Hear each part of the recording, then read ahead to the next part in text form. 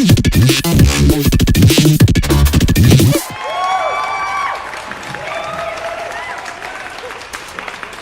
afternoon, everyone. I hope you guys are all having a blessed day. Let's get this started, guys. First question, please. Julian, you just closed your first transaction. How does it feel? That's correct, guys. I just closed my first escrow, and honestly, it feels amazing to know that the work that I put in, I can see it through to the end. And to know, honestly, that I can do this and do it well. So I'm excited for the journey and the process of all this. So, yeah, that's how I feel. Next question, please, guys. So Julian, how did you negotiate the best deal for your buyer? Okay, I like this one, a little difficult. How did I negotiate the best deal for my buyer? First and foremost, never show all your cards. If you show all your cards, typically lose your leverage in your bargaining room. Secondly, must see, it's a must. Gotta check out what's recently sold in the area and what's currently listed in the area, so you know where market value's at. Then once you find that out, you gotta factor in the condition of the home. You gotta see if it needs immediate renovations or just some things you can live and kind of renovate as you go. So those are some of the things that you need to focus on. So realistically, with those numbers and what's immediately needed for renovations, that's how you can come up with a good offer price or purchase price. And when you make that offer, if it is below list price, make sure you come with some answers, some reasons why. Don't just be like, oh, I'm offering this just because. Next question, please, guys. So Julian, how often did you stay in contact with your buyers? How often did I stay in contact with my buyers? Easy, guys. Come on. This is easy. 3 to 5 times a week, typically. Sometimes a little bit more, but typically 3 to 5 times a week. I mean, I'm available attached to my phone 24/7.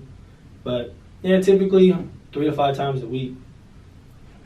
Come on, guys. Give me something more difficult. Next question, please. Julian, how did you deal with the emotional roller coaster your buyer endured during this process? Okay, finally a tough one. How did I deal with the emotional roller coaster your buyers endured during the process? For sure, this is one of the toughest parts in the process because typically for your clients, it's one of the most important purchases or biggest purchases they're ever going to make in their lives. So they're going to be heavily emotionally attached in the transaction. So when things happen or things don't go their way or people aren't responding, typically your emotions flare things into bigger and worse problems than they typically are.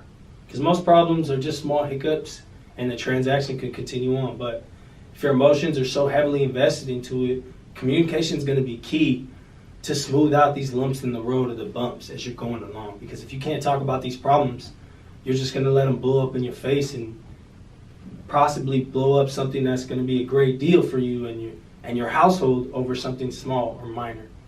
So for sure, communication is key to deal with the emotional roller coaster during this process. Okay, guys, I got time for one last question, then I got to get back to work. So Julian, what did you learn from this?